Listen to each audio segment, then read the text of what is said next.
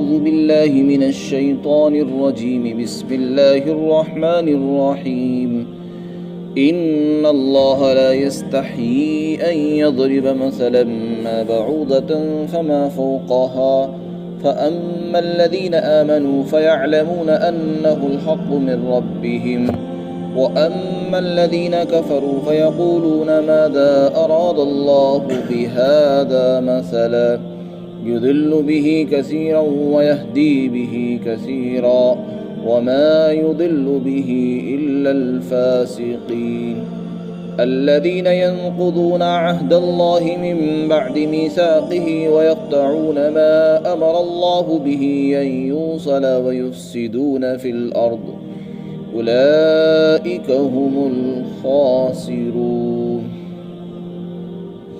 بے شک اللہ تعالیٰ کسی مثال کو بیان کرنے سے نہیں شرماتا، چاہے وہ مچھر جیسی حقیر اور معمولی چیز کی ہو یا اس سے بڑی، اس سے زیادہ کسی معمولی چیز کی ہو۔ اور جو ایمان والے ہیں وہ اس بات کو بخوبی جانتے ہیں کہ یہ مثال ان کے پروردگار کی طرف سے بالکل صحیح اور ٹھیک ہے اور سچی مثال ہے، اور جو لوگ انکار کرتے ہیں وہی یہ بات کہتے ہیں کہ اللہ تعالیٰ کا اس مثال سے کیا مطلب ہے۔ اللہ اس مثال سے بہت سے لوگوں کو گمراہ کرتا ہے اور بہت سے لوگوں کو ہدایت دیتا ہے، اور اللہ اس مثال سے انہی لوگوں کو گمراہ کرتا ہے جو انکار کرنے والے ہیں، فاسق اور گنہگار ہیں۔ یہ وہ لوگ ہیں جو اللہ سے کیے ہوئے عہد کو اس کے پختہ کرنے کے بعد توڑ دیتے ہیں، اور اللہ نے جن تعلقات کو جوڑنے کا حکم دیا ہے ان کو توڑ دیتے ہیں اور زمین میں فساد مچاتے ہیں۔ یہی لوگ نقصان اٹھانے والے ہیں۔ یہ جو آیتیں یہاں پر تلاوت کی گئی ہیں، ان کے شان نزول میں حضرات مفسرین نے ایک واقعہ نقل کیا ہے۔ اللہ تعالیٰ نے جب قرآن کریم کے اندر مکھی کی مثال بیان کی، مکھی کا تذکرہ کیا، مکڑیوں کا تذکرہ کیا، مچھر کا تذکرہ کیا، یعنی حقیر اور ذلیل جانوروں کی مثالیں دی۔ وَإِن يَسْلُبْهُمُ الذُّبَابُ شَيْئًا لَّا يَسْتَنقِذُوهُ مِنْهُ، قرآن میں اللہ نے یہ جن کی یہ پوجا کرتے ہیں مشرکین، جن بتوں کی پوجا کرتے ہیں، ان کے انتہائی کمزور ہونے کو بیان کرنے کے لیے اللہ نے مکھی کی مثال پیش کی۔ فرمایا یہ بت ان کے اتنے کمزور ہیں کہ اگر کوئی مکھی ان کے اوپر کا کوئی چڑھایا ہوا کوئی بھی سامان اٹھا کر لے جانا چاہے تو یہ اس سے چھین نہیں سکتے۔ مثلا مٹھائی ہے، مٹھائی کا کوئی ریزہ، کوئی ذرہ مکھی اٹھائے اور لے جانا چاہے گی تو کسی بت میں اتنی طاقت نہیں ہے کہ اس مکھی کو ہی روک دے۔ تو جب وہ بت اتنے کمزور اور عاجز ہیں کہ مکھی تک کو روکنے کی ان میں طاقت نہیں، تو پھر تمہارے مسائل، تمہاری حاجتیں وہ کیسے پوری کر سکتے ہیں؟ انسان کو غور کرنا چاہیے۔ اللہ نے اس کو تنبیہ کی۔ ضعف الطالب والمطلوب، طالب بھی کمزور ہے اور جس کی طلب میں لگا ہوا وہ بھی کمزور ہے۔ ایک اللہ جو ہے وہ قادر مطلق ہے، طاقتور ہے، وہی رب ہے، اس کی عبادت کرنی چاہیے۔ تو بعض ناخواندہ لوگوں نے، ناواقف لوگوں نے اعتراض کیا اور کہنے لگے کہ اللہ نے اپنے کلام میں ایسی حقیر اور ذلیل جانوروں کی مثالیں دی ہیں، مکھی، مچھر اور مکڑی کی۔ اگر وہ بڑی شان کا مالک ہے تو پھر تو ان چیزوں سے بڑے لوگ شرم کرتے ہیں، بڑے لوگ حقیر چیزوں کو بیان نہیں کرتے، تو پھر ان سے اللہ نے مثالیں کیوں بیان کی؟ اس کا مطلب یہ ہوا کہ یہ اللہ کا کلام نہیں ہے۔ یہ اعتراض انہوں نے کیا۔ یہاں پر اللہ نے اس کا جواب دیا ہے کہ اللہ تعالیٰ کسی مثال کو بیان کرنے سے نہیں شرماتا، اس لیے کہ مثال جو دی جاتی ہے وہ کسی بھی چیز کے اعتبار سے دی جاتی ہے۔ اگر کوئی چیز پہلے سے ہی حقیر اور گھٹیا ہو تو اس کی مثال بھی ایسی چیز سے دی جائے گی۔ جیسے کہ بت اتنے کمزور ہے کہ مکھی میں تو کچھ طاقت بھی ہے، اڑنے کی طاقت ہے، اس میں کسی چیز کو اٹھانے کی طاقت ہے۔ بتوں میں تو اتنی بھی طاقت نہیں ہے کہ وہ مکھی کی طرح اڑی جائیں، وہ تو مکھی سے بھی گئے گزرے ہیں۔ تو اللہ جیسی چیز ہوتی ہے اسی کے مناسب مثالیں پیش کرتا ہے جو عقل کے فصاحت اور بلاغت کی مناسب ہوتی ہے، موافق ہوتی ہے۔ تو اللہ فرماتے ہیں اللہ کسی مثال کو بیان کرنے سے نہیں شرماتے، چونکہ بڑے لوگ جیسا کلام ہوتا ہے اسی کے مطابق بات کرتے ہیں، ان کی باتیں بالکل بجا ہوتی ہیں، درست ہوتی ہیں، وہ خلاف واقعہ اور کوئی گھٹیا بات نہیں کرتے۔ اگر گھٹیا چیز کی مثال دینے کی ضرورت پیش آتی ہے تو گھٹیا چیز کوئی مثال میں بیان کرتے ہیں۔ جن بتوں کی یہ پوجا کر رہے ہیں ظاہر ہے کہ وہ کوئی قابل قدر چیزیں نہیں، وہ خود گھٹیا ہیں، تو اگر ہم نے گھٹیا چیز کے ذریعے مثال دے دی تو اس میں کیا بڑی بات ہے، کیونکہ انسان کو سمجھانے کے لیے اسی جیسی چیز کو بیان کرنا پڑتا ہے، اس میں یہ نہیں دیکھا جاتا کہ یہ گھٹیا ہے یا بڑھیا ہے۔ اور یہ چیز قرآن میں، احادیث میں اور بزرگوں کے اقوال میں، سلف صالحین کے باتوں میں، تقریروں میں یہ چیز عام ہے کہ وہ اپنی باتوں کو مثالوں سے واضح کرتے ہیں، اور کرنا بھی چاہیے۔ بغیر مثال کی کوئی بات جو غیر محسوسات کے قبیل سے ہوتی ہے وہ سمجھ میں نہیں آتی، معقولات کو محسوسات کے قریب لا کر سمجھایا جاتا ہے۔ تو اللہ فرماتے مچھر ہو یا مچھر سے بھی کوئی زیادہ گھٹیا جانور ہوگا، اگر اس کی ضرورت بھی پیش آتی تو ہم اس سے بھی نہیں شرماتے۔ پھر اللہ تو مثال بیان کر دیتا ہے، اس کے بعد انسانوں میں دو طبقے ہوتے ہیں، جو ایمان والے ہیں وہ کبھی اس پر اعتراض نہیں کرتے، وہ تو اللہ کی طرف سے آنے والی ہر بات کو مانتے ہیں اور دل سے اس کی تصدیق کرتے ہیں، دل سے اس کو قبول کرتے ہیں۔ وہ تو کہتے ہیں کہ یہ مثال بالکل فٹ بیٹھ رہی ہے، جیسی اللہ نے مثال دی ایسی ہونی چاہیے اور بالکل درست ہے، اس میں کوئی دو رائے نہیں ہے۔ البتہ اعتراض ان لوگوں کو ہوتا ہے جن کے دلوں میں ایمان نہیں ہوتا ہے، جو ایمان سے محروم ہے، کافر ہیں، ان کو ہی اعتراض ہوتا ہے۔ چنانچہ اس زمانے کے جو کافر تھے وہ چونکہ ایمان ہی نہیں رکھتے تھے، اس لیے ان کے دلوں میں یہ کھٹکے، یہ باتیں پیدا ہونے لگی۔ انہوں نے کہا کہ اللہ کیا چاہتا ہے ان مثالوں سے، آخر اللہ کا مقصد کیا ہے، مکھی، مچھر، مکڑی، ان جیسی چیزوں کی مثال بیان کرنے۔ پھر آگے اللہ نے فرمایا کہ اللہ تمہارا امتحان لینا چاہتا ہے۔ جب اللہ نے بتا دیا کہ یہ بت کچھ نہیں ہے، تمہاری بات سمجھ میں نہیں آئی، ہم نے مثال دی تو تم نے مثالوں پر بھی اعتراض کیا۔ اب اگر مثال بھی تمہاری سمجھ میں نہیں آ رہی تو اب آگے اللہ تعالیٰ تمہارا امتحان لینا چاہ رہا ہے کہ جو بات اللہ نے بتائی ہے تم اللہ کی بتائی ہوئی بات کو سمجھنے کی کوشش کرتے ہو یا نہیں کرتے ہو۔ اگر اس میں سمجھنے کی کوشش کرو گے تو اللہ تمہیں اسی میں راستہ دکھا دے گا اور ہدایت مل سکتی ہے، اور اگر ابھی بھی ہٹ درمی اختیار کرو گے تو وہیں سے گمراہ ہو جاؤ گے۔ تو اللہ نے جو مثالیں دی اس میں ہمارا امتحان اور آزمائش ہے۔ ایمان والے اس کو مانتے ہیں، وہ ہدایت پا لیتے ہیں، اور کافر اس کا انکار کر کے گمراہ ہو جاتے ہیں۔ تو اللہ فرماتے ہیں ہم اس مثالوں کے ذریعے سے بہت سے لوگوں کو گمراہ کرتے ہیں، بہت سے لوگوں کو ہدایت بھی دیتے ہیں۔ اس میں کوئی آدمی یہ اعتراض نہیں کر سکتا کہ اللہ تو گمراہ کرتا ہے۔ اللہ کسی کو گمراہ نہیں کرتا، اللہ کسی کو گمراہ نہیں کرتا، بلکہ اللہ تو لوگوں کی ہدایت کے اسباب مہیا کرتا ہے۔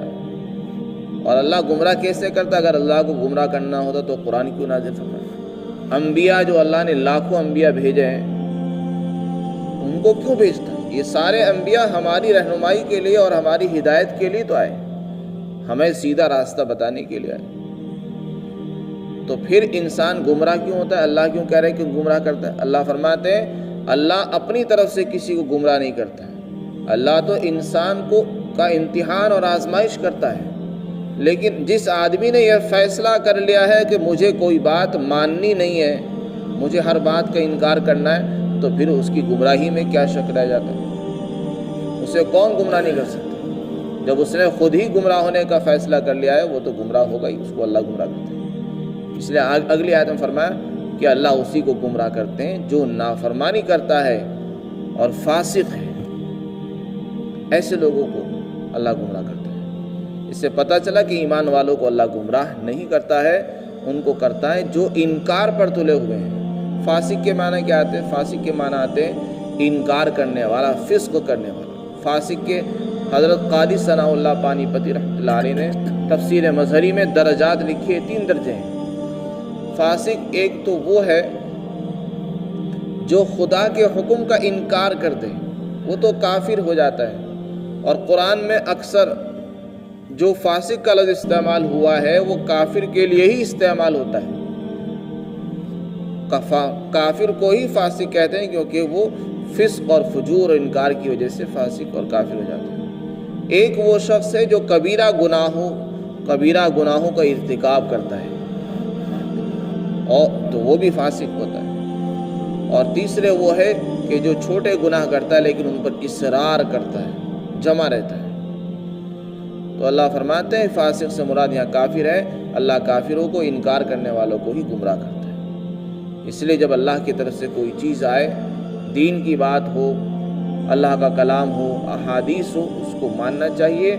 اس کو یوں ہی انکار کر دینا کہ نہیں یہ تو اللہ کا کلام نہیں ہے، حدیث نہیں ہے، یہ تو مولویوں نے گھڑ لیا ہے اور یہ تو مولویوں نے اپنی طرف سے مسئلے بیان کر دیے ہیں، بس اسی سے انسان گمراہ ہو جاتا ہے۔ کیونکہ کوئی بھی آدمی اپنی طرف سے کوئی مسئلہ بیان نہیں کر سکتا ہے، ہر جو کچھ بھی ہے اللہ اور اس کے رسول کی طرف سے ہے، اور علماء بھی اسی کے پابند ہوتے ہیں۔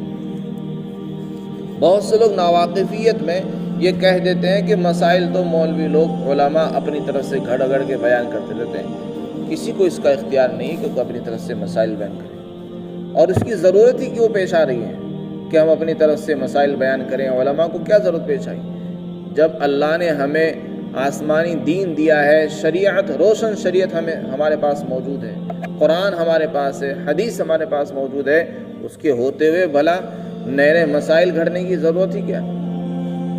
مسائل کو گھڑنے کی ضرورت ان کو پیش آتی ہے جن کے پاس کچھ نہیں ہے۔ الحمدللہ اللہ نے ہمیں روشن شریعت عطا فرمائی ہے، ایسی واضح شریعت ہے جس میں ہر موڑ پر ہماری رہنمائی کی گئی ہے، ہر میدان میں اس میں رہنمائی موجود ہے۔ شرط اس بات کی ہے کہ ہم اس کو سمجھیں اور اس کو سیکھنے کی کوشش کریں۔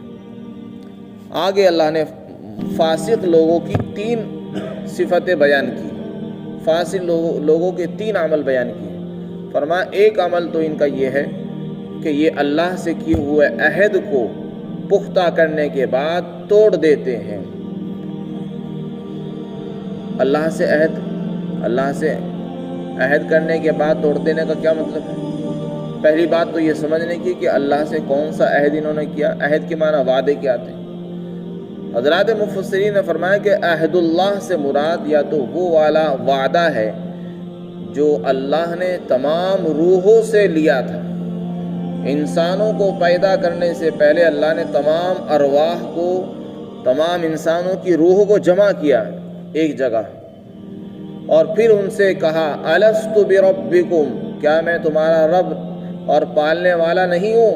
سب نے اقرار کیا کہ نہیں، آپ ہی ہمارے رب ہیں اور ہم آپ کی عبادت کریں گے اور آپ کا کہنا مانیں گے۔ ہم سب اللہ کی ربوبیت کا اور اس کے خالق اور مالک ہونے کا اقرار کر کے عالم ارواح کے اندر آئے ہیں۔ اللہ نے پھر اسی عہد پر عمل کرانے کے لیے دنیا میں ہمیں بھیجا ہے، تو اس کو عہد الستو کہتے ہیں۔ عالم ارواح کے اندر وہ عہد ہو چکا ہے، ہر شخص سے ہوا ہے، جو آج تک پیدا ہوئے ان سے بھی ہوا ہے، اور جو آج تک دنیا میں پیدا نہیں ہوئے قیامت تک آنے والے ان سب کی روحوں سے بھی وہ عہد ہو چکا ہے۔ اللہ نے اسی عہد کی یاد دہانی کے لیے، یاد کو تازہ کرنے کے لیے نبیوں کا سلسلہ جاری کیا، قرآن، حدیث اور یہ کتاب آسمانی اللہ نے بھیجی۔ تو جو لوگ اس دنیا میں آ کر ایمان اختیار نہیں کر رہے، قرآن پر عمل نہیں کرتے، اللہ کو نہیں مانتے، اس کا مطلب یہ کہ انہوں نے جو عالم ارواح میں جو عہد لیا تھا، اللہ کے رب ہونے کو مانا تھا، اس کا انکار کر رہے ہیں، اس کو توڑ رہے ہیں۔ حضرت مفتی تقی عثمانی رحمۃ اللہ علیہ، مفتی تقی عثمانی دامت برکاتہ العالیہ نے اس کا ایک مطلب اور بھی بیان کیا۔ فرمایا کہ اس میں یہ بھی امکان ہے کہ اللہ کے عہد سے مراد وہ خاموش عہد ہے جو انسان اپنے رب سے کرتا ہے۔ اس کی مثال انہوں نے ایسی دی ہے جیسے کوئی آدمی ہندوستان کا رہنے والا ہے، ہندوستان میں پیدا ہوا، ہندوستان کا کوئی قانون پہلے سے چلا آ رہا ہے، اور آج وہ پیدا ہوا ہے، پیدا ہوتے ہی اس کے اوپر یہاں کے قانون پر چلنا لازم ہو گیا۔ حالانکہ اس نے حکومت سے کوئی عہد نہیں کیا کہ میں یہاں کے قانون پر چلوں گا یا نہیں چلوں گا، کچھ نہیں کہا اس نے۔ لیکن جو بھی انسان ہندوستان میں پیدا ہو رہا ہے اس کے لیے یہاں کے قانون پر چلنا ضروری ہے، اور اگر وہ اس کے خلاف چلے گا تو حکومت کی طرف سے اس کی گرفت اور پکڑ ہوتی ہے۔ حالانکہ اس نے کسی سے کوئی معاہدہ نہیں کیا، کوئی ایگریمنٹ نہیں کیا ہے، اس کی کسی سے بات نہیں ہوئی۔ جو قانون بنا ہوا وہ 70 سال پہلے کا بنا، لیکن ہر آنے والے بچے کو بڑا ہونے کے بعد اس پر چلنا لازمی ہوتا ہے۔ تو اس کو کہتے ہیں خاموش عہد۔ اسی طرح اس کائنات میں اور اس دنیا میں اللہ کا جو قانون فطرت ہے، اس قانون کے مطابق ہر پیدا ہونے والے بچے کو چلنا ضروری ہے، اگرچہ اس نے اللہ سے عہد نہیں ہے۔ لیکن اللہ نے جب ہمیں یہاں دنیا میں بھیجا ہے تو اس نے ہمارے لیے کچھ ہدایات بھی اتاری ہے، چاہے ہم اللہ سے عہد کر کے آئے ہوں یا نہ کر کے آئے ہوں، ہمیں اسی کے مطابق چلنا ہوگا۔ جیسے ہر پیدا ہونے والا بچہ اس بات کا عہد کرتا ہے کہ میں یہاں کے قانون کی پابندی کروں گا، اسی طرح زمین پر پیدا ہونے والے ہر انسان کا یہ فریضہ ہے کہ وہ اللہ کی بتائی ہوئی ہدایات پر چلے۔ تو اگر اس زمین پر پیدا ہونے کے بعد، اللہ کا رزق کھانے کے بعد، اس کی دی ہوئی صحت دولت کو استعمال کر کے پھر بھی اللہ کا انکار کر رہا ہے، تو اس کا مطلب یہ ہے کہ وہ اللہ سے کیے ہوئے خاموش عہد کو توڑ رہا ہے، جو کفر ہے اور جس کی سزا جہنم ہے۔ تو یہ ایک ایسا عمل ہے جس کا تعلق اللہ کے حق سے ہے۔ اگر کوئی آدمی اس دنیا میں اللہ کا عہد توڑ رہا ہے، ایمان نہیں لاتا، تو اس نے اللہ کے عہد کو توڑا ہے، وہ کافر ہو جائے گا۔ دوسرا عمل ان کا بیان کیا، وَيَقْطَعُونَ مَا أَمَرَ اللَّهُ بِهِ، اللہ نے جن تعلقات کو جوڑنے کا دنیا میں ہمیں حکم دیا ہے وہ ان کو توڑتا ہے۔ وہ کون سے تعلقات ہیں؟ مثلا بندے کا اور اللہ کا جو تعلق ہے، بندے کو چاہیے کہ اپنا تعلق اللہ سے جوڑے، اس کو توڑتا ہے، کہتا ہے کہ نہیں مجھے اللہ کی ضرورت نہیں۔ یا باپ بیٹے کا جو تعلق ہے وہ اس کو ختم کرتا ہے، رشتہ داری کا تعلق، پڑوسیوں کا تعلق، بھائی بہن کا تعلق، ماں باپ کا تعلق اور رشتہ۔ غرض یہ کہ بہت سے تعلقات ہیں جو دنیا میں نبھائے جاتے ہیں، ان پر عمل کیا جاتا ہے۔ یہ انسان ایسا گیا گزرا ہے کہ اللہ کا تعلق بھی ختم کرتا ہے اور بندوں سے تعلقات بھی توڑتا ہے۔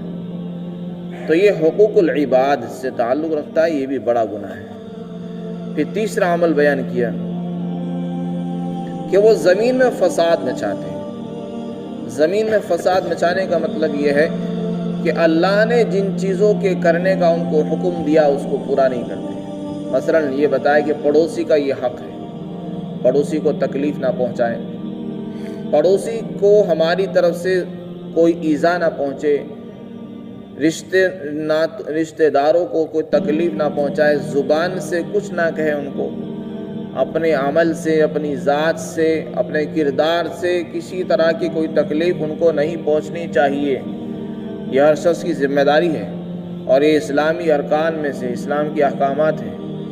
اب اگر کوئی آدمی اسلامی احکامات کی کوئی پرواہ نہیں کرتا اور وہ کہتا ہے کہ میں اپنی مرضی سے زندگی گزاروں گا، تو وہ حقیقت میں اللہ کی بھی اور ملک کی قوانین کی بھی خلاف ورزی کر کے زمین میں فساد مچا رہا ہے اور بگاڑ پیدا کرتا ہے۔ تو یہ زمین میں فساد کرنا اور تعلقات کو توڑنا یہ حقوق العباد کے قبیل سے ہے۔ فرمایا یہ 3 عمل وہ کرتا ہے۔ تو جس کے اندر یہ 3 برائیاں ہوں گی، اللہ فرماتے ہیں یہ لوگ نقصان اٹھانے والے لوگ ہیں۔ دنیا میں تو ان کا کچھ بگڑے یا نہ بگڑے، آخرت میں مرتے ہی ان کا ضرور بگڑے گا، ہمیشہ کے لیے نقصان میں رہیں گے، آفت میں اور عذاب میں ان کو رہنا ہوگا۔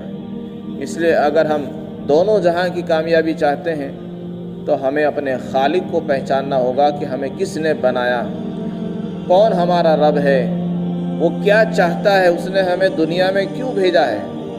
اس لیے اس کے قانون پر چلنے میں ہی ہماری عافیت ہے اور ہمارے لیے دونوں جہان کی کامیابی ہے۔